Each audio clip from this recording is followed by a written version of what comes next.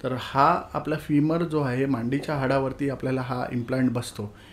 बोनमध्ये आणि इम्प्लांटच्या मध्ये, बोनवरती आम्ही सिमेंट लावतो, इम्प्लांटच्या आतमध्ये आपण सिमेंट लावतो आणि तो सिमेंटवरती आपण तो इम्प्लांट इकडे बसवतो. हे आहे ना, आता तुम्ही जर यात बघाल तर तुम्हाला कळेल का हा आपला वरचा मांडीचा हाड आहे, हा मांडीचा हाड आहे आणि हा खालचा हाड आहे. या दोन्ही हाडाच्या मध्ये आपली गादी असते आणि हा जो ग्रे कलरचा जो पार्ट दिसतोय तो आपला आर्टिक्युलर कार्टिलेज आहे. तुम्ही जर बघाल तर आता हा हेल्दी जॉईंट आहे, ह्याच्यात काही डिस्ट्रक्शन जास्त नाही आहे. जसं जसं वय वाढत जातं ह्याच्यात तुम्ही बघाल का तो थोडासा तडा गेलेला आहे. तडा गेलेला आहे म्हणजे ग्रेडिंग वाढत चाललं आहे. या जागी तुमचं आर्टिक्युलर डॅमेज होऊन हे थोडंसं एक्सपोज झालेलं आहे आणि मग ते हे स्टेज वाढलेले आहे आणि मग या स्टेजमध्ये तुमचा पूर्णपणे खुर्चा खालनं घासून तो एक्सपोज झालेला आहे आणि मग एक्सपोज झाल्यामुळे काय होतं आहे, वरचा हाड खालच्या हाडाला टच करतं आणि मग तुम्हाला तो जबरदस्त पेन होतो.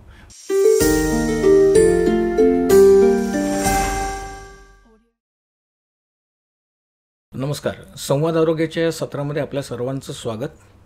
गेल्या सत्रामध्ये आपण पाहिलं ऑस्टिओपोरोसिस, त्याच्यानंतर ACL म्हणजे जे लिगामेंट टेअर होतं त्याच्याविषयी आपल्याला डॉक्टरांनी माहिती दिली आणि हे सत्र ना तुमच्या दृष्टीने फार महत्त्वाचं आहे. म्हणजे सगळी सत्र महत्त्वाची आहेत, पण हे जे सत्र आहे ते खास महत्त्वाचं याच्यासाठी आहे. गुडघेदुखी, सांधेदुखी हा जो त्रास प्रत्येकाला त्यांचं जसं वय वाढत जातं तसं ती गॅप कमी होत जाते आणि वेगवेगळ्या ठिकाणी तुम्ही ॲडव्हर्टाईज बघत असता की आम्ही सांधेदुखी आजची 15 दिवसात ठीक करतो, आम्ही असं करतो तसं करतो. तर ही सांधेदुखी म्हणजे काय, सांधेदुखीच्या लक्षणं काय आहेत, त्याच्यानंतर आपल्याला त्याचं डायग्नोसिस कसं करायचं आहे आणि मेन म्हणजे जी नी रिप्लेसमेंट थेरपी आहे ती आपल्याला कशी मॅनेज करायची आहे योग्यरित्या, या सगळ्या डिस्कशनसाठी आपल्याबरोबर पुन्हा एकदा आहेत डॉक्टर मितेश वळवी सर. तुमचं पुन्हा एकदा सहर्ष स्वागत. अरे thank you sir for inviting me again. Yes, thank you sir. सुरुवात करूया की सांधेदुखी हा जो लोकांना एक भाग पडलेला आहे, याची सुरुवात साधारणतः 40 नंतर होते असं मी म्हणतो. तर तुमच्याकडे काय सिम्पटम्स किंवा काय लक्षणं घेऊन लोक येतात? ओके, हो. आता पेशंट्स जसं म्हणाला, एज ग्रुप आता जो आहे पूर्वीसारखा असा एज ग्रुप राहिलेला नाही जिचे पर्टिक्युलरली याच एज ग्रुपचे पेशंट्स आपल्याकडे येणार आहे. पण आता जर बघितलं तर आम्ही भरपूर यंग पेशंटसुद्धा आहे जे आमच्याकडे येतात गुडघ्यादुखीसाठी. ओके. आता काय झालेलं आहे का आपलं डाएट, आपलं लाईफस्टाईल, ओके, तर वी कॅन नावडेज जे आपण आहे लाईफस्टाईल रिलेटेड डिसऑर्डर्स एवढे कॉमन झालेले आहे, त्यातल्या त्यात आपलं गुडघादुखी जो आहे हा प्रमाण असा वाढलेला दिसतो आपल्याला. भरपूर जे आत्ता पेशंट्स आहेत, आम्ही ओबेसिटी एक आपलं लीडिंग कॉज म्हणतो आपण, तो आता झालेला आहे आपल्या गुडघ्यादुखीचा किंवा कंबर दुखण्याचा त्याचा. तर बोन क्वालिटी आपली खालवलेली आहे आता आपल्याला बघायला मिळतं आणि त्यामुळे आपले सांधेदुखी चालू झालेले आहे. मोस्ट कॉमन आता आहे तो आपला गुडघा आणि कंबर, हे 2 कंप्लेंट्स येऊन आमच्याकडे पेशंट्स भरपूर येतात. आता गुडघेदुखी क्लासिकली आपल्याला पेशंट जेव्हा येतो त्याला पहिले तो जाणवतो जेव्हा त्यांना पायऱ्या चढणं किंवा उतरणं डिफिकल्ट होतं. पेशंट एखादा येतो आम्हाला सांगतो का आता मी पूर्वीसारखे पायऱ्या चढू नाही शकत आहे, मला थोडंसं चढताना त्रास होतो आहे किंवा गुडघ्याच्या आतल्या बाजूला जरा दुखून येतं आहे किंवा थोडं जिने चढल्यानंतर मला थांबावं लागतं आहे. तर मग हे सगळे सिम्पटम्स आहे जे आपल्याकडे घेऊन येतात. किंवा थोडे जे आपले वयस्कर पेशंट आहे त्यांना आत्ता आपण इंडियामध्येच भरपूर लोकांना आपल्याला सवय आहे का आपण खाली बसून जेवतो, जेवायला आपण खाली बसतो किंवा काही कामं करायला खाली बसतो.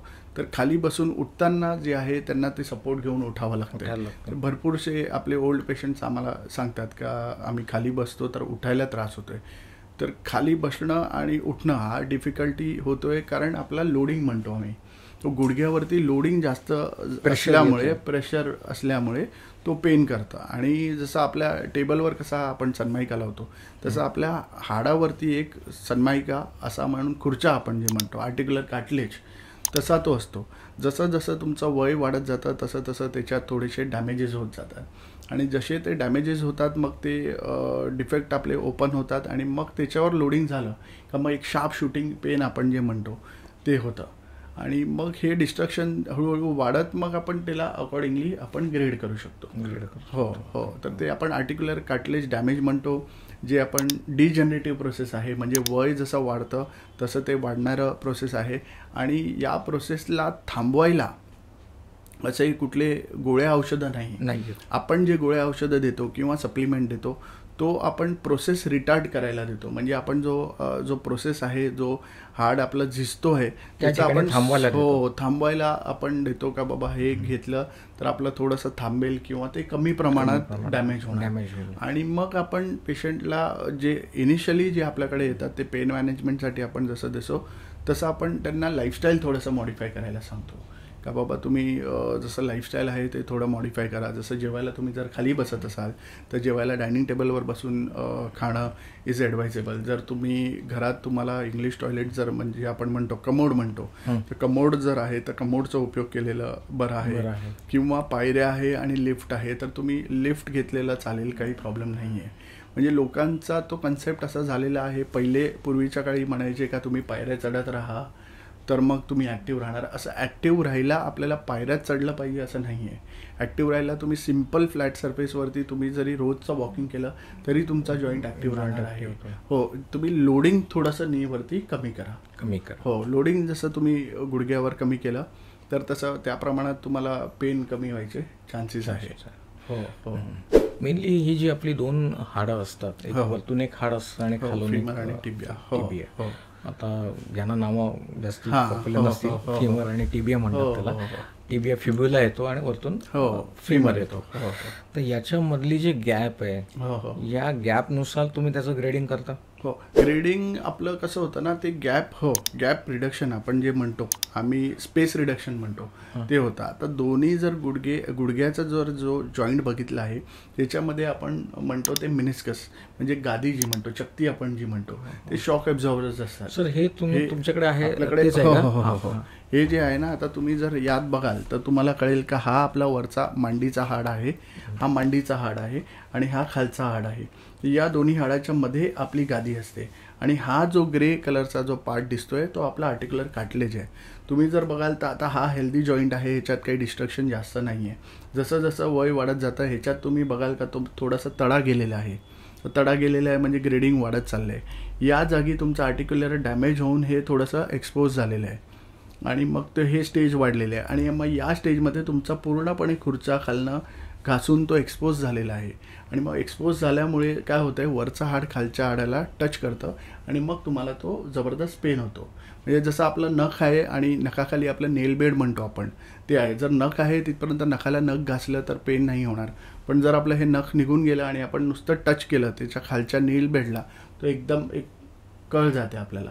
तर same happens with the knee. आपला जो गुडघा आहे त्याचा आर्टिक्युलर कार्टिलेज जसा डॅमेज होत जातो तसं आपण ग्रेड 1, ग्रेड 2, ग्रेड 3, ग्रेड 4 असा ह्याला ग्रेडिंगमध्ये आपण करू शकतो. आणि डिपेंडिंग ऑन द ग्रेड्स आपण त्याची ट्रीटमेंट करतो. ओके. जसं ग्रेड आहे तसं आपण त्याला ट्रीट करू शकतो. ओके. हो. पण मग असं आहे का की ग्रेड 1 मध्येच आपण ऑपरेट केलं तर सक्सेसफुल रेट जास्त नाही. ग्रेड 1 मध्ये नॉर्मली आपण जे आहे ना ग्रेडिंग आता कसं आहे, जर ग्रेड 1, ग्रेड 2 आपण जे आहेत ग्रेड्स त्याच्यात आपण एक्सरसाइजेस वगैरे जे करून घेतो किंवा लाईफस्टाईल मॉडिफिकेशन करतो, कॅल्शियम सप्लिमेंट्स देतो, जॉईंट सप्लिमेंट्स आपण देतो. तर हे ग्रेड आपण still we can go ahead with your medicines conservatively आपण जे करतो. जसं ग्रेड 2 पासून ग्रेड 3 वरती आपण जात असाल तर भरपूर काही प्रकाराचं तुम्ही ऐकलं असाल का गुडघ्यात इंजेक्शन देतो. आता पूर्वीच्या काळी आपण जे द्यायचो ते सिम्पल स्टिरॉइड इंजेक्शन यायचे. स्टिरॉइड जे आपण म्हणतो ते it is a superb anti inflammatory म्हणतो आपण. म्हणजे सूज कमी करायला सर्वात छान असं ते हे आहे. पण आत्ताच्या काळी काय झालेलं आहे की आपण ह्याच्या पलीकडे भरपूर काही नवीन टेक्नॉलॉजीमुळे नवीन इंट्राआर्टिक्युलर इंजेक्शन्स आहेत. तर स्टिरॉइड तर आहेच आहे ते आपण देऊ शकतो. दुसरं आपण विस्को सप्लिमेंटेशन म्हणतो. विस्को सप्लिमेंटेशन म्हणजे जे आपला गुडघा आहे किंवा सांधा आहे त्याच्यामधलं जे ऑइल जे आपण म्हणतो असं इन लेमॅन्स लँग्वेज ऑइल जे आपण म्हणतो ते जेल म्हणतो ते आपलं हळूहळू जसं हो येस तर जसं वय वाढलं का तसं तो आपला कमी होतो. तो प्रमाण कमी झाल्यामुळे मग ती घसरण आपली वाढते. तर आर्टिफिशियली आपल्याला ते जेल मिळतात in the form of injection. आणि हे आपण वर्षातनं एकदा असं सांध्यामध्ये देतो. म्हणजे जशी आपण सिम्पल आपली दरवाजाची कडी जर आपली गंजली तर आपण कसं ऑइलिंग करतो तसा प्रकाराचं ही ट्रीटमेंट विस्को सप्लिमेंटेशन म्हणतो आपण. का एकदा ते जेल पुश केलं आपल्या गुडघ्याच्या आतमध्ये तर मग ते घसरण कमी करते. घसरण कमी झाल्यामुळे लोड कमी पडतो आणि विथ जे आपले सप्लिमेंट्स आहेत आणि एक्सरसाइज आहे तर आपलं हे जे गुडघ्याचं दुखणं जे आहे ते हळूहळू कमी करू शकतो. आणि जे आत्ता लेटेस्ट आपल्याला आहेत जसे PRP आहे किंवा GFC म्हणतो आम्ही, म्हणजे ग्रोथ फॅक्टर कॉन्सन्ट्रेट्स वगैरे, हे तुमचंच रक्त आपण काढतो, त्याला आपण प्रोसेस करतो आणि त्यातले जे कंपोनेंट्स आहे ते कंपोनेंट्स घेऊन आपण परत गुडघ्यामध्ये पुश करतो. आणि तुमच्याच ब्लडचे कंपोनेंट असल्यामुळे हे जे आत्ताचे जे इंजेक्शन्स आहेत ते लोक आपल्याला आर्टिक्युलर रिजनरेशन जे आपण म्हणतो, म्हणजे खुर्चा जो डॅमेज झालेला आहे ते भरायला कामाला येतात. हो. आणि जे आपले पेन पाथवे म्हणतो आपण, म्हणजे ज्याच्यामुळे आपल्याला दुखणं होतं गुडघ्याचं, त्या पेन पाथवेला ते लोक ब्लॉक करतात. त्यामुळे आपलं काय होतं, दुखणं पण आपलं गुडघ्याचं कमी होतं आणि गुडघ्याचं आतमध्ये जे आर्टिक्युलर कार्टिलेज जे आपण खुर्च्याचं जे डॅमेज झालेलं आहे तो पूर्णपणे आपण तो रिव्हर्स करायचा प्रयत्न करतो का बाबा ते बिल्ड करून तुम्हाला पेन कमी असं देणार. तर हे सगळे जे आहेत ना आपले ट्रीटमेंट जे प्लॅन्स आहेत ते फॉर ग्रेड 1 ग्रेड 2 साठी ग्रेड 3 साठी आपल्याला आहे. When it comes to grade 4 म्हणजे बोन टू बोन जर टच आहे तर आपल्याला नक्कीच नी रिप्लेसमेंट हा फार एक ऑप्शन पडतो.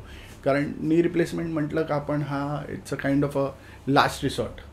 ओके, का शेवटी आपण करतो. आता गुडघेदुखीसाठी पेशंट आमच्याकडे वर्षानुवर्ष येतं. पेशंट येतात, आम्ही बघतो, त्यांना ट्रीटमेंट देतो.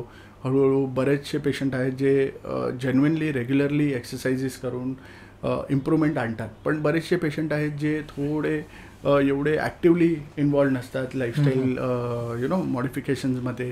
त्यांना नुसते गोळ्याच पाहिजे का बाबा गोळ्या खाऊन मी बरे होणार असं नाही आहे. आपल्याला we have to put a lot of effort टाकले का मग आपल्याला तसे ते रिझल्ट्स येतात.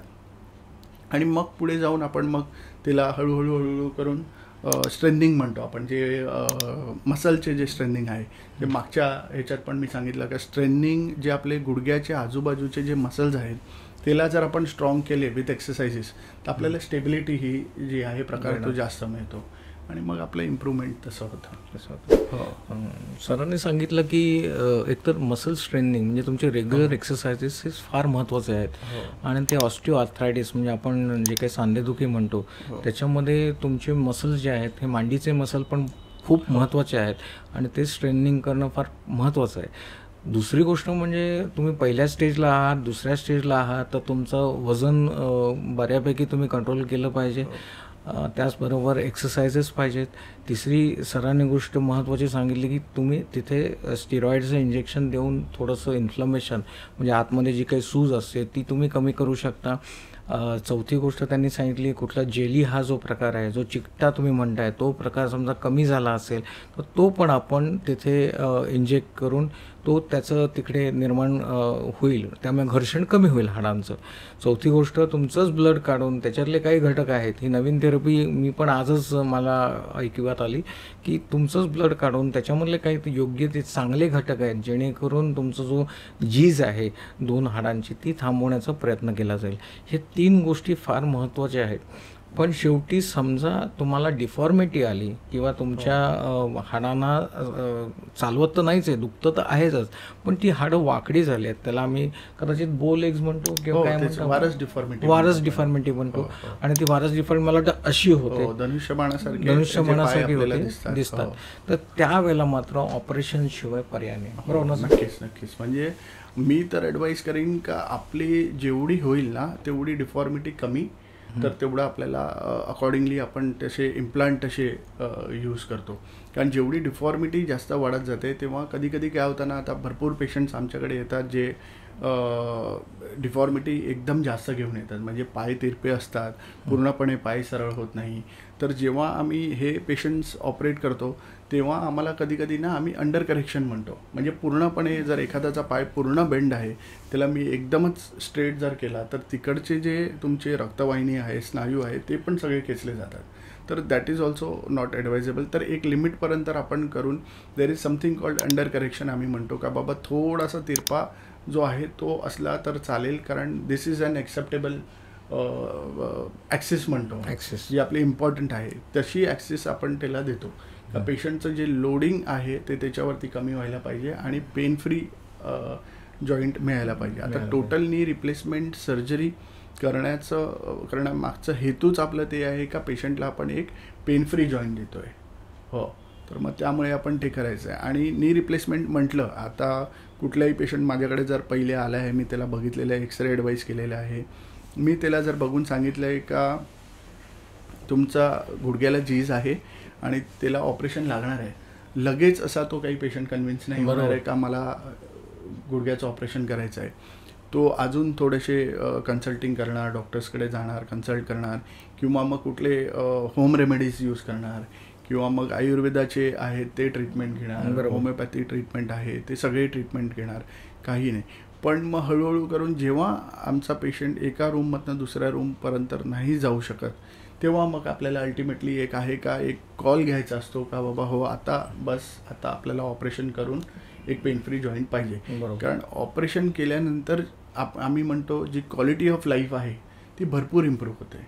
हो, मग ते एक आहे. पण हा समजा त्यांनी डिले केला या सगळ्या प्रोसेसमध्ये, समजा तुमच्याकडे सगळं डिफॉर्मिटी आलेली आहे आणि त्यांनी कुठल्याही पतीचं औषध करू दे, तो आपला तर भाग नाही आहे, पण त्याच्यामध्ये डिले केला तर ऑपरेशनमध्ये किंवा आपल्या नी रिप्लेसमेंटमध्ये काही तुम्हाला त्याच्यामध्ये कॉम्प्लिकेशन चॅलेंज येतो का? नक्की चॅलेंजेस आहेत. आता जसं म्हणालो का जेवढी डिफॉर्मिटी कमी तेवढं आपल्याला तो ऑपरेटिव्ह प्रोसिजर आहे तो इझिली परफॉर्म करता येतो.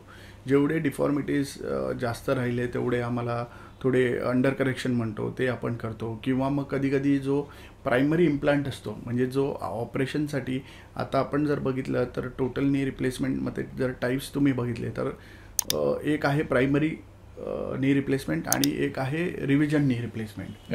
ओके, तर मग कधी कधी असं होतं का डिफॉर्मिटी एवढी असल्यामुळे आम्हाला रिव्हिजन इम्प्लांट्स पण प्रायमरीमध्ये यूज करावे लागतात. तर मग that is one thing where I would advise का ते नाही व्हायला पाहिजे. का जे पण आहे ते टायमात जर सर्जरी केली तर क्वालिटी ऑफ लाईफ तुमची इम्प्रूव्ह होणार आहे, लेवल ऑफ डिफिकल्टी कमी होणार आहे, ड्युरेशन ऑफ सर्जरी जे आम्ही म्हणतो, म्हणजे जे ऑपरेशनला लागणारा साधारण जो टाईम आहे तो आपण एक थोडंसं कंट्रोल्ड आपल्या हातात असतो. आणि मग त्यामुळे जे दुसरे फॅक्टर्स आहेत जसे इन्फेक्शन होण्याचे चान्सेस किंवा काय ते पण सगळे कट डाऊन होतात. There are lot of things जे आपण ना लवकर आपण ऑपरेट केलं तर आपण करू शकतो.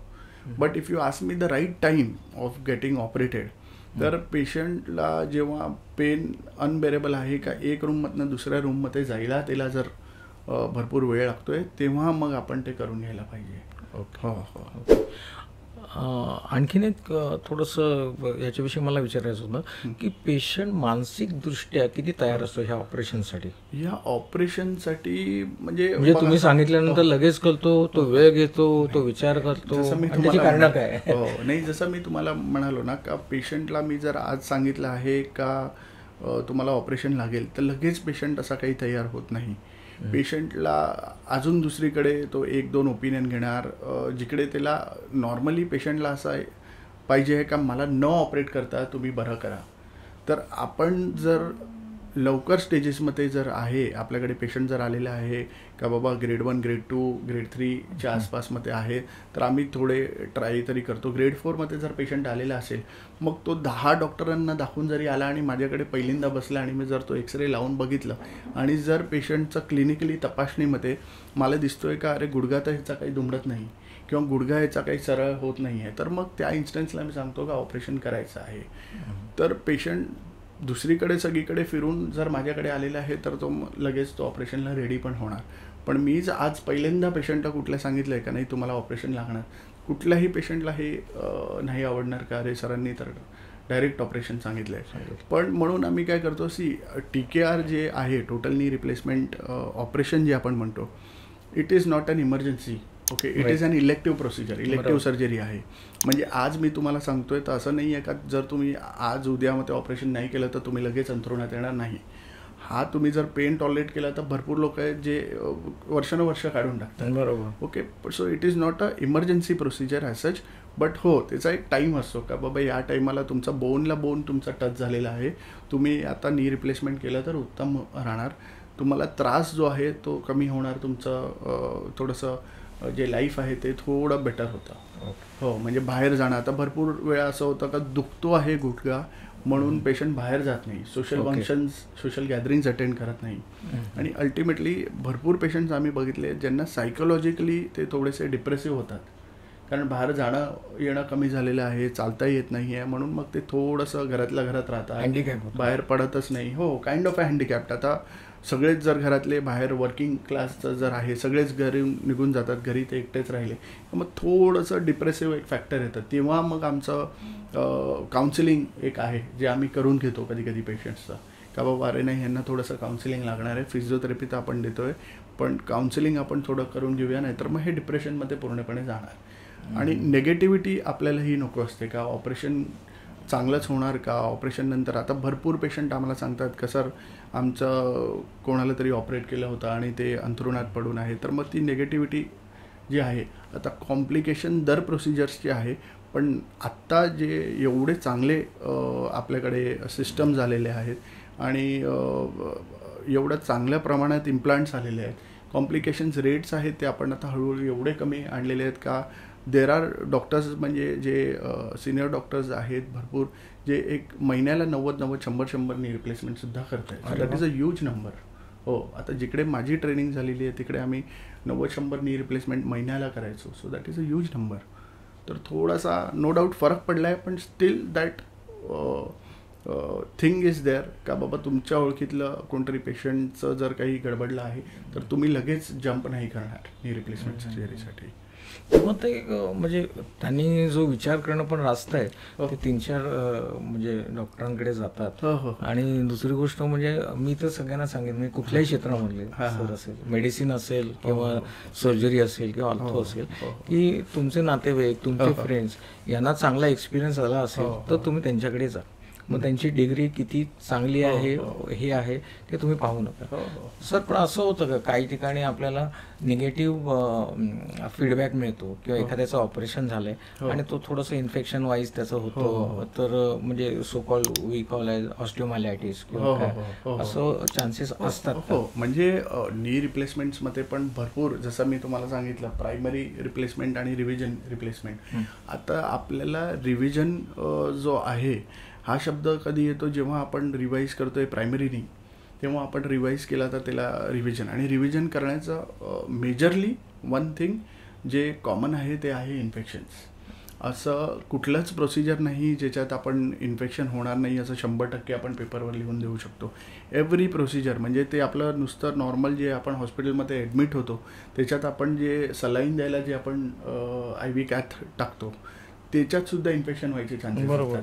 पण ते एवढे छोटे प्रोसिजर्स आहेत ज्याच्यात आपल्याला एवढी काही काळजी वाटत नाही. पण नी रिप्लेसमेंट म्हटलं का आपण पूर्णचा पूर्ण गुडघा जो आहे तो आपण बदली करतो आहे. आणि कुठलाही मेटल किंवा कुठलाही इम्प्लांट म्हटलं का तो आपल्या बॉडीमध्ये फॉरेन बॉडी आहे. बरोबर. Okay, so when it is a foreign body chances of infection जे आपले असतात ते हाय असतात. किंवा मग एखादा पेशंट आहे डायबिटिक आहे, अनकंट्रोल्ड डायबिटिक, त्याच्यात नी रिप्लेसमेंट वगैरे करणं इज अ चॅलेंज.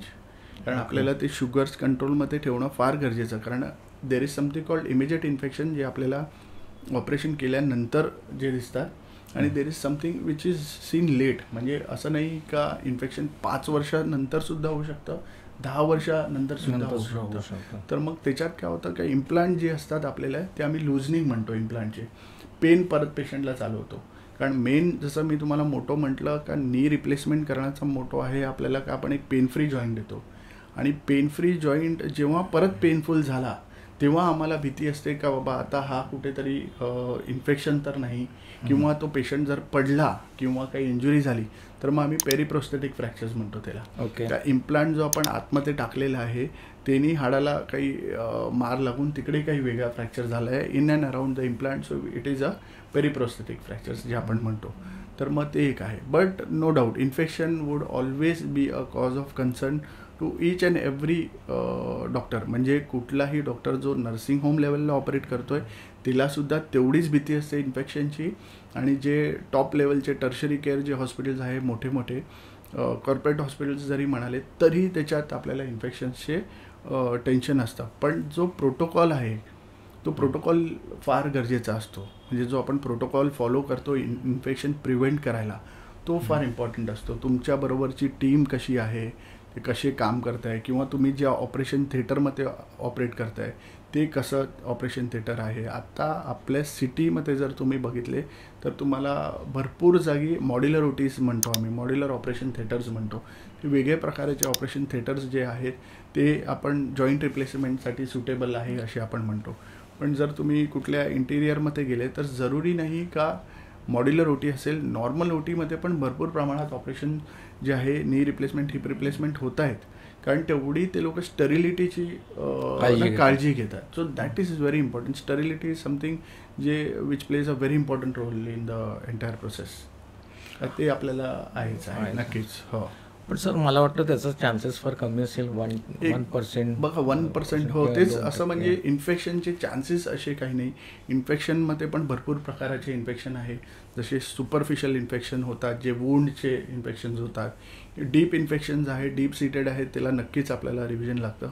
पण सुपरफिशियल जे इन्फेक्शन्स आहेत, कातडीचे जे वरच्या इन्फेक्शन्स असतात ते भरपूर वेळा ड्रेसिंगनी किंवा antibiotic oral antibiotics dressing regular dressing करूनसुद्धा ते बरे सॉल्व्ह होतं. हो हो हो.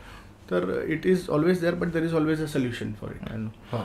आणि काय होतं की हे डायबिटीज आणि बाकीचं जे आहेत ना आजार त्याच्यामुळे जे इन्फेक्शन एवढं फ्लेअर होतं. आणि मी बऱ्याचशा लोकांकडनं काय ऐकलं माहिती आहे की आपण कसं एखादं काम असेल तर त्याच कामाकडे फोकस करतो. तसं म्हणजे हे बाकीचं काही ऑपरेशन झालं किंवा दुसरा कुठला आजार आपल्याला आला ना तर तो मागचा आजार आहे ना तो जरा मागे पडतो. म्हणजे डायबिटीसच्या गोळ्या घ्यायच्या त्या विसरतात किंवा काय इन्शुलिनचं शॉट घ्यायचे ते विसरतात. त्याच्यामुळे याचे कॉम्प्लिकेशन वाढू शकतील. जेवढे कोमॉर्बिडिटीज म्हणतो आपण जास्त तेवढे आपल्याला चान्सेस जास्त. हो त्यातल्या त्यात diabetes is the king of the disease आपल्याला म्हणता येईल. ओके तर शुगर्स तर तुमचे नेहमीच कंट्रोलमध्ये ठेवणं फारच गरजेचं आहे. त्याच्यात तर there is no second thought about तसं आहे. हो सर ॲक्च्युअल आता आपण इन्व्हेस्टिगेशन केलं ते तर आपल्याला क्लिअर होतं. या सगळ्या एक्सरेमध्ये पण क्लिअर होतं किंवा तुम्ही CT केला MRI केला त्याच्यामध्ये पण क्लिअर होतं. तर ॲक्च्युअल ऑपरेशन प्रोसेस ही थोडक्यात जरा सांगाल का प्रेक्षकांना की काय करायला असतं किंवा कुठलं मटेरियल वापरलं जातं आणि कुठल्या रीतीने अप्रोच केला जातो. म्हणजे मेनली आता बऱ्याचशा सर्जनचे अप्रोच वेगवेगळे आहेत या सगळ्या. थोडंसं एक मार्गदर्शन कराल तर बरं होईल. जसं मी तुम्हाला सांगितलं आता नी रिप्लेसमेंट जर तुम्ही म्हणाले तर आता सर्वात पहिले ऑस्टिओआर्थरायटिस हा आहे. तो ऑस्टिओआर्थरायटिस सर्वात पहिले तुमचा अफेक्ट होतो तो गुडघ्याच्या आतल्या बाजूला आपण जो म्हणतो तो मिडियल कंपार्टमेंट.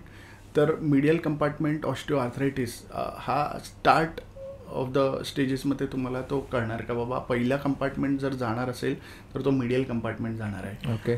आत्ताच्या काळी असे आपल्याकडे इम्प्लांट्स आलेले आहेत का जर नुसता तुमचा एक कंपार्टमेंट झिजला आहे तर आपण तो इम्प्लांट टाकून म्हणजे युनि कंपार्टमेंटल रिप्लेसमेंट्स म्हणतो आपण तो करून आपण पेशंटला पेन फ्री जॉईंट देऊ शकतो. आणि अलॉंग विथ दॅट आपण काय करतो नुसतं एकच कंपार्टमेंट बदली केल्यामुळे त्यांचा जो ACL आणि PCL जे आपण मागच्या वेळेस डिस्कस केलेलं आहे जे स्टेबिलायझर्स आहे नीचे ते आपले इंटॅक्ट ठेवून आपण तेवढाच नुसता खराब झालेला पार्ट आपण चेंज करतो आणि त्यामुळे पेशंटचा नी is as good as a normal नी. म्हणजे पेशंट पूर्वीसारखं सगळं काही करू शकतात. म्हणजे युनि कंपार्टमेंटल जर तुम्ही रिप्लेसमेंट केलेलं आहे तर तुम्ही खालीसुद्धा बसू शकता. ओके. पूर्वीसारखं सगळं काही करू शकता. मांडी घालून हो नॉर्मल एकदम नी सारखा. तर तो तुम्हाला एक आहे आपल्याकडे ऑप्शन. दुसरा मग जो म्हणतो आपण का बाबा जेव्हा तिन्ही कंपार्टमेंटल ट्राय कंपार्टमेंटल आहे म्हणजे मिडल पण आहे लॅटरल पण आहे पोस्टेरियर पण आहे ते तिन्ही जर कंपार्टमेंट आपले जर झिजलेले आहे तर मग आपण टोटल नी रिप्लेसमेंट जी आहे ती आपण करतो. युनि कंपार्टमेंटल आपण थोडे अर्ली एजमध्ये करतो. ट्राय कंपार्टमेंटल जे आहे पूर्णपणे गुडघा झिजलेला आहे आर्थरायटिक आहे तर तो आपण एक 60त आपला पेशंट असला तर मग तो आपल्याला करता येतो. आणि त्याच्यात आता जर तुम्ही मला विचारलं तर इम्प्लांट वाईज भरपूर व्हेरिएशन्स आहेत. आपण इम्प्लांट जे करतो ते मेटल ऑन पॉली म्हणतो आपण, तो एक इम्प्लांट आहे. आता सिरामिक इम्प्लांट्स आले आहेत, ते इम्प्लांट्स आहेत. तर इम्प्लांट चॉईस तर नो डाऊट आपण पेशंट्सला देऊच शकतो. थोडक्यात जर तुम्हाला मला प्रोसिजर जर एक्सप्लेन करायचं आहे पेशंटला, का बाबा आपण नी रिप्लेसमेंट हा प्रोसिजर जो आहे त्याच्यात आपण काय करतो, तर हा आपला मांडीचा हाड आहे आणि हा आपला खालचा हाड आहे गुडघ्याचा, जो आपण टिबिया म्हणतो.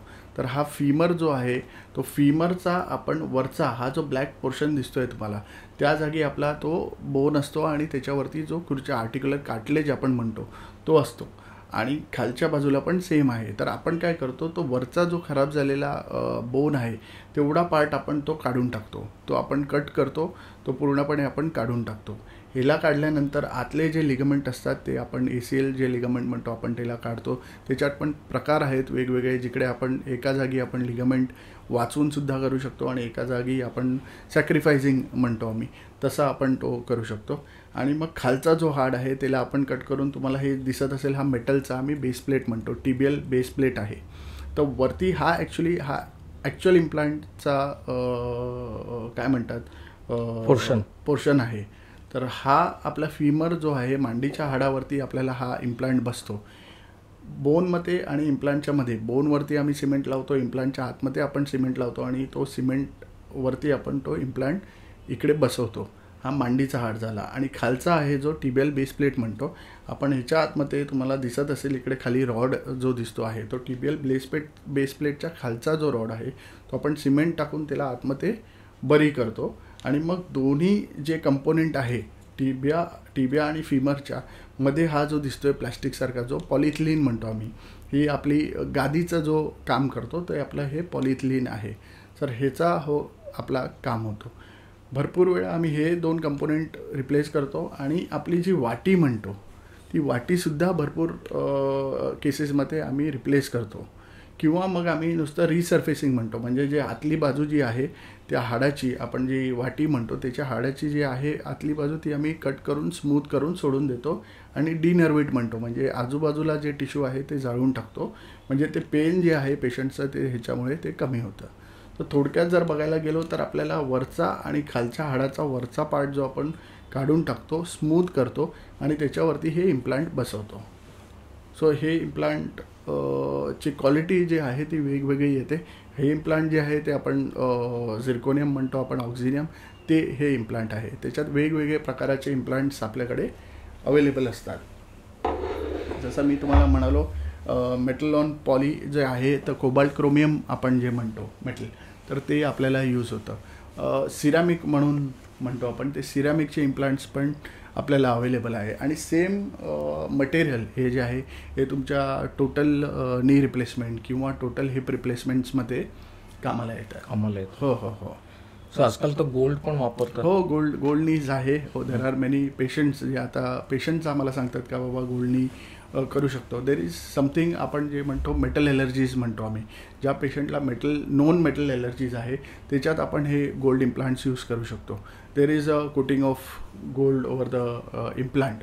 तर मग ते आपण भरपूर वेळा करू शकतो. हो. आता हे ऑपरेशन झाल्यानंतर पोस्ट ऑपरेटिव्हली जी केअर आहे ती फार महत्वाची आहे. की काही लोक म्हणतात आम्हाला त्याच दिवशी उठवलं आणि चालायला लावलं, काही लोक म्हणतात आम्हाला 8 दिवस झोपवलं, 8 दिवसानंतर आम्हाला चालायला लावलं. एक्झॅक्टली काय आहे, पोस्ट ऑपरेटिव्हली कशी केअर केली जाते? पोस्ट ऑपरेटिव्ह जर प्रोटोकॉल तुम्ही जर विचारले ना, तर वेगवेगळ्या सर्जन्सचे वेगवेगळे टेक्निक्स आहेत आपले नी रिप्लेसमेंट करायला. देर आर थोडेसे अप्रोचेस म्हणतो आम्ही, म्हणजे मिडियल पॅरापटेलर अप्रोच किंवा सबवास्टस अप्रोच. तर हे सगळे जे आहेत अप्रोचेस, त्याच्यात ना आपण किती मसल कट करतो आहे त्याच्यावरती डिपेंड करतं का किती आपल्याला फिजिओथेरपी लागणार आहे किंवा काय आहे. बट ओव्हरऑल जनरल एक जो प्रोसेस आहे नी रिप्लेसमेंटचा तो असा आहे का, जर आज मी पेशंटला ऑपरेट केलं आहे तर मग आज संध्याकाळी किंवा उद्या सकाळी मी पेशंटला उभा करू शकतो आणि चालवू शकतो, depending on the patient's pain. Okay. आणि मग जो प्रोटोकॉल तो फिक्स्ड आहे का 3 आठवडे पेशंट आहे तो वॉकर घेऊन चालणार आहे, 3 आठवडे तो स्टिकवरती चालणार आहे. ओके. पहिल्याच दिवशी आम्ही पेशंटला उभं करतो, पहिल्याच दिवशी आम्ही पेशंटला चालवतो सुद्धा. चालण्यात काही प्रॉब्लेम येत नाही. जसं मी म्हणालो, पेन फ्री जॉईंट असल्यामुळे पेशंट इज ऑलवेज हॅपी. जो मसल आपण कट केलेला आहे किंवा तिकडे जे आपण थोडेफार जे डिफॉर्मिटीज करेक्ट केलेले आहे त्याच्यामुळे जो पेन असतो तो मॅनेजेबल असतो. आपण जेव्हा एनेस्थेसिया देतो तेव्हा त्याच्यात आम्ही एक ट्यूब सोडतो, आम्ही एपिड्युरल जे म्हणतो, तर एपिड्युरल टॉपअप्स आम्ही देतो. आत्ता तर आपण भरपूर जागी आम्ही ऑपरेशन्स करतो, नी रिप्लेसमेंट्स, तेव्हा आम्ही ब्लॉक्स देतो. वेगळ्या प्रकारचे ब्लॉक्स असतात जे एनेस्थेटिस्ट देतात. त्यामुळे तुम्हाला लिटरली तुम्हाला पेन किलरसुद्धा द्यावे लागत नाही आफ्टर ऑपरेशन. हो, these are very good blocks. म्हणजे तुमचे चांगले एनेस्थेटिस्ट ब्लॉक्स जर दिले तुम्हाला ड्युरिंग रिप्लेसमेंट, तर आपल्याला सेम डे किंवा नंतरच्या दिवशी इंजेक्शन हा प्रकार आपण पेनसाठी देत नाही, आपण टॅबलेटसुद्धा देऊ शकतो. ओके, तसं आहे. तर ब्लॉक्स आहे, एपिड्युरल आपण सोडतो लाईन, त्याच्यामधनं आपण देऊ शकतो. आणि मग हळूहळू सेकंड डेला आपण वॉक करायला लावतो. एक 3 ते 5 दिवस साधारण आपण पेशंटला हॉस्पिटलमध्ये ठेवतो इंडियामध्ये. आता बाहेरच्या कंट्रीजमध्ये लगेच 1-2-3 डोस देऊन आज ऑपरेट केलं, आज संध्याकाळी किंवा उद्या सकाळी घरीसुद्धा सोडतात. पण इंडियामध्ये इन्फेक्शनची एवढी आपल्याला काळजी असते किंवा भीती असते, त्यामुळे आम्ही एक मिनिमम 3 डेज किंवा 5 डेज आपण ठेवतो हॉस्पिटलमध्ये. ड्युरिंग दॅट स्टे आपण पेशंटला इंडिपेंडेंटली वॉकिंग करायला शिकवतो, कमोड ट्रेनिंग देतो, थोडे एक्सरसाइजेस करून घेतो आणि मग पेशंटला आपण घरी पाठवतो. हो, आणि मग एक अराउंड 14 डेजला आपण सुचर जर हील असेल तर आपण सुचर रिमूव्हल करून घेतो. हो, म्हणजे टाके काढण्याचा जो प्रोसेस आहे तो आपण 14व्या दिवशी करतो. सर, आपण डिस्कस केलं की याच्यामध्ये ऑस्टिओमायलायटिस हा एक कॉम्प्लिकेशन होऊ शकतं, आणि मग त्याच्यामुळे इन्फेक्शन झालं समजा, तर कदाचित आपण मोबिलाइज करताना थोडासा वेळ जातो. अशा काही गोष्टी आहेत का याला मोबिलाइज बराच दिवस बिछाण्यावर राहायला लागतं किंवा बऱ्याच दिवस मोबिलाइज करता येणारच नाही, अशा काही कंडिशन येतात? असे नक्कीच कंडिशन्स आहे थोडे. जेव्हा म्हणजे आता हे कसं आहे, काही इन्फेक्शन्स वगैरे जे आहे ते तुम्हाला लेट कॉम्प्लिकेशन्समध्ये येतात. इमिजिएट जे कॉम्प्लिकेशन्समध्ये जर तुम्हाला बघायला मिळालं, किंवा मग जर मी एखादा पेशंट ऑपरेट करतो आहे आणि ड्युरिंग द ऑपरेशन मला असं वाटतं का हाड एकदमच जरा जास्त ठिसूळ आहे, तर ह्याला लगेच मोबिलायझेशन करायला आम्हाला थोडीशी भीती असते, म्हणून आम्ही लगेच त्या पेशंटला चालवत नाही किंवा पहिल्याच दिवसापासून आपण उभं करून वॉकिंग करायचा प्रयत्न नाही करत. आपण त्याला एक्स्ट्रा ब्रेसेस वगैरे जे आहे ते देतो त्या कंडिशनमध्ये, जसं बोन क्वालिटी नाही. किंवा मग आता थोडे पेशंट्स आहेत ज्यांना ऑपरेट केल्याच्या थोड्या दिवसानंतर आपल्याला एक there is a known complication आपण म्हणतो, DVT म्हणतो, म्हणजे आपण रक्ताची गाठ, डीप वेन थ्रोम्बोसिस, रक्ताची जी गाठ असते ती कधी कधी ती तयार होते, पोस्ट ऑपरेटिव्ह ती तयार होते, आणि ती तयार झाल्यामुळे मग ती गाठ कुठे डिस्लॉज व्हायला नको म्हणून आपण पेशंटला बराच काळ इमोबिलाइज करतो. म्हणून आपले जे हे टोटल नी आणि टोटल हिप रिप्लेसमेंट्स जेव्हा पण आपण करतो पोस्ट ऑपरेशन, आपण भरपूर वेळा या पेशंटला हे सगळे प्रिव्हेंटेबल कॉम्प्लिकेशन्स आहे. म्हणजे DVT वगैरे जे आहे ते आपल्याला प्रिव्हेंट करता येतं. म्हणजे डे 1 ऑफ द ऑपरेशन पासनं आपण पेशंटला सांगतो का बाबा तुम्ही गुडघे खाली दाबायचा एक्सरसाइज किंवा तुमचा अँकल जो आहे तो कंटिन्युअस मुवमेंट करायचे एक्सरसाइजेस हे आपल्याला प्रिव्हेंट करता येतात. DVT वगैरे प्रिव्हेंशन जे आपण म्हणतो ते ह्याच्यात येतं. किंवा मग इफ तुम्ही कॉर्पोरेट हॉस्पिटल्समध्ये कधी गेले असेल तर देर इज अ डिव्हाइस जे तुम्हाला ऑपरेशन नंतर आपण देतात, काफ पंप डिव्हाइस म्हणतो आम्ही. म्हणजे ते तुमच्या काफला, पोटऱ्यांना ते कंटिन्युअसली ते पंप करत राहतं. त्यामुळे कसं असतं ना, पेशंट जरी इमोबिलाइज आहे तरी ते काफ पंप त्यांचे चालू असतात. पेशंट एक्सरसाइज नाही करत असेल तरी ते पंप आहे. तर मग दीज आर थिंग्स म्हणजे जे आपण प्रिव्हेंट करू शकतो. हे नॉन कॉम्प्लिकेशन जे आहे डीप वेन थ्रोम्बोसिसचे, ज्याच्यामुळे पल्मोनरी एम्बॉलिझम बसून हा आपल्या काय म्हणतात लंगला अफेक्ट करू शकतो, ते सगळे जे कॉम्प्लिकेशन आहेत ते प्रिव्हेंट होतात. मग दुसरं म्हणजे ऑपरेशन केल्यानंतर आपण भरपूर वेळा पेशंटला अँटीकोअग्युलंट्स म्हणतो आपण, म्हणजे ब्लड थिनर्स आहे, रक्त पातळ करण्याची गोळी जी आहे ती आपण चालू करतो. यासाठीच चालू करतो का बाबा पेशंटचं हे जे नॉन कॉम्प्लिकेशन्स आहे ते आपण प्रिव्हेंट करू शकतो. आणि पेशंटला जो आउटकम आहे सर्जरीचा तो अटमोस्ट आपल्याला भरपूरपणे चांगला आपल्याला मिळायला पाहिजे. आणि पेशंट विलफुली एक्सरसाइजेस करून लगेच मोबिलाइज जर झाला तर मग हे सगळे प्रिव्हेंट करता येतात. म्हणजे these are all preventable complications. जसं घाबरण्यासारखं असं काहीच नाही त्यात, पण म्हटलं ना का every procedure comes with a complication. So these are potential complications which can be overcome by simple measures. आणि पण ते गरजेचं आहे. मोबिलायझेशन आज का आपण हिप किंवा नी रिप्लेसमेंट केल्यानंतर लगेच पेशंटला चालवतो, याच कारणासाठी चालवतो. कारण these are all major surgeries, जे मोठे सर्जरी आहे. नी रिप्लेसमेंट म्हणा तुम्ही किंवा हिप रिप्लेसमेंट म्हणा, तर तिकडे आपल्याला ते करायलाच पाहिजे. म्हणजे DVTचा तर जर तुम्ही असं बघितलं तर DVT इज ॲज कॉमन का आम्ही प्लास्टर केल्यानंतरसुद्धा DVT लोकांना शक्यता असते. हो. आता आपण इकडे एवढं नाही करत, पण बाहेरच्या कंट्रीजमध्ये जर सिम्पल तुम्हाला प्लास्टर जरी दिला तरी तुम्हाला ते लोक ब्लड थिनरवर टाकणार का बाबा 1 महिना हा प्लास्टर राहणार आहे, पेशंट काही चालणार नाही, तर त्यामुळे त्याला ते ब्लड थिनरवर टाकूया. So DVT is seen in post plaster also and post surgery also, but these are all preventable complications and to be taken care of.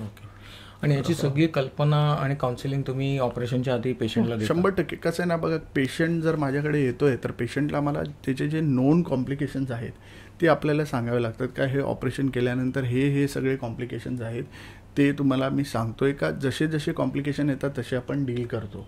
Okay. आणि बिफोर वी ऑपरेट, आपण ऑपरेशन करायच्या पहिलेच आपण पेशंटचं पूर्ण प्री ऑपरेटिव्ह चेक करून घेतो. म्हणजे सगळेच आपण ब्लड टेस्ट आहे ते करून घेतो, ECG करून घेतो, 60च्या वरचे पेशंट्स आहे आपण 2D एको करून घेतो. कधी रेफरन्सेस लागले तर आपण कार्डियक रेफरन्स करून ते सगळं फिजिशियनचं फिटनेस घेऊन मग एनेस्थेटिस्ट आपल्याला फिटनेस देतो. जेव्हा एनेस्थेटिस्टसुद्धा एनेस्थेसिया देतो पेशंटला, तेव्हा तो सुद्धा एक कन्सेंट पेपर साईन करून घेतो का these are the potential side effects of your anaesthesia. तर हे नोन कॉम्प्लिकेशन आहे. सो बेसिकली हे प्रोटोकॉल आहेत जे आपले फिक्स्ड आहेत ते आपल्याला करायला पाहिजे. पण पेशंट शुड ऑल्सो नो का बाबा हे पोटेन्शियल कॉम्प्लिकेशन्स आहे आणि होऊ शकतात आणि ते मॅनेजसुद्धा होऊ शकतात. ओके. तर ते इन्फॉर्म करणं हा भाग दर ऑपरेटिंग सर्जनचा आहे, प्लस एनेस्थेटिस्टचा आहे किंवा जो फिजिशियन आहे जो फिटनेस देतो आहे त्यांना, त्यांचा तो भागच आहे. हो नक्कीच. डॉक्टरांनी आता सांगितलं की DVT हा जो भाग आहे, डीप व्हेन थ्रॉम्बोसिस, हा तसा पण रेग्युलरली कधी आपल्या शरीरामध्ये होऊ शकतो. ज्यांचं कोलेस्ट्रॉल जास्त आहे किंवा ज्यांना रक्त गुठळ्या होण्याची एक टेंडन्सी आहे, त्यामध्ये सुद्धा हा DVT हा आजार होऊ शकतो. आणि तो DVT हा आजार आहे जो फिजिशियन किंवा जो कोण त्यांना ट्रीटमेंट देत असतील तो कम्प्लिटली बरा होऊ शकतो. पण या गोष्टीमध्ये जसं प्लास्टर बरेच दिवस चाललं आहे किंवा ऑपरेशन नी रिप्लेसमेंटचं झालेलं आहे, ह्याच्यामध्ये सुद्धा हा आजार येऊ शकतो आणि त्याचं योग्य प्रमाणे मॅनेजमेंटसुद्धा करू शकतो. त्या मॅनेजमेंट करण्याच्या आधीसुद्धा योग्य तऱ्हेने प्रिकॉशन घेतली जातात. काही ठिकाणी काफ पंप्स आहेत, काही ठिकाणी काही एक्सरसाइज आहेत, काही ठिकाणी अर्ली मोबिलायझेशन आहे. ह्या सगळ्या गोष्टी ह्या रुटीनली पाहिल्या जातात जेणेकरून DVTचं कॉम्प्लिकेशन आपल्याला येऊ नये. पण इन केस समजा 2-3% ते कॉम्प्लिकेशन आलं तर घाबरण्याचे कारण काही नसतं. ब्लड थिनर किंवा रक्त पातळ होण्याची जी औषधं आहेत ती तुम्हाला IV दिली जातात, त्याशिवाय ओरली दिली जातात. तुम्हाला मग त्यावेळेला मात्र आम्हाला मोबिलाईज करता येत नाही. मोबिलायझेशन थोडंसं लांबतं, कारण मोबिलाईज केलं तर ती रक्ताची गुथळी आहे ती वरपर्यंत जाऊ शकते आणि आणखीन कॉम्प्लिकेशन करू शकते. मित्रांनो, आत्ता जी माहिती, शेवटचा जो भाग आहे आपल्याला चर्चेचा, तो भाग असा होता की ऑपरेशननंतर डिपेंडिंग अपॉन द ऑपरेशन, म्हणजे ऑपरेशनचं किती तुमचं डॅमेज झालेलं आहे आतमध्ये, त्या प्रकारे सर्जन त्यांचा डिसिजन घेतो की बाबा काय करायला लागेल आतमध्ये, आणि त्यानुसार तुम्हाला पहिल्या दिवशी चालायला लावणं का दुसऱ्या दिवशी चालायला लावणं का तिसऱ्या दिवशी हे डिपेंडंट असतं. तुम्ही कंपॅरिझन केली, त्याला पहिल्या दिवशी चालवलं आणि मला दुसऱ्या दिवशी चालवलं, हे तुमच्यावर अवलंबून नसतं. ही सर्जरीवर अवलंबून असतं की जो सर्जन आतमध्ये बघून काम करतोय आणि त्याला कुठे कुठे जिकडे जिकडे डॅमेज दिसतंय तिकडे तिकडे तो काम करतोय आणि त्यानुसार ते चालणं किंवा तुमचं फिरणं, मग 3 आठवड्यानंतर वॉकर आणि मग 3 आठवड्यानंतर पुढे जे काय आहे ती ट्रीटमेंट आपल्याला मिळते. सरांनी आज आपल्याला ही जी आहे टोटल नी रिप्लेसमेंट याविषयी जी काही माहिती दिली, मला वाटतं सर तुम्ही काहीच ठेवलं नाही त्याच्यामध्ये, डायग्रॅममध्ये पण तुम्ही व्यवस्थित एक्सप्लेन करून सांगितलं. तरीसुद्धा तुम्हाला काही शंका असतील, तुम्हाला काही प्रॉब्लेम्स असतील तर तुम्ही कॉमेंट सेक्शनमध्ये जरूर आम्हाला कळवा. आणि या पुढे सुद्धा आम्ही ऑर्थोपेडिक्सची आणखीन 2-3 सेशन घेणार आहोत, परंतु आज या ठिकाणी हा जो विषय होता त्या विषयाला आज इथंच थांबतोय. सरांनी एवढं सुंदर कॉपरेशन दिलं आहे आणि त्यांचा वेळसुद्धा दिला आहे, त्याबद्दल खूप खूप धन्यवाद सर. आणि श्रोत्यांनी सुद्धा हे जे सत्र आहे ते कंप्लीट ऐका. तुम्हाला आवडलं तर जरूर सबस्क्राईब करा. तोपर्यंत आज इथेच निरोप घेतो. जय हिंद, जय महाराष्ट्र.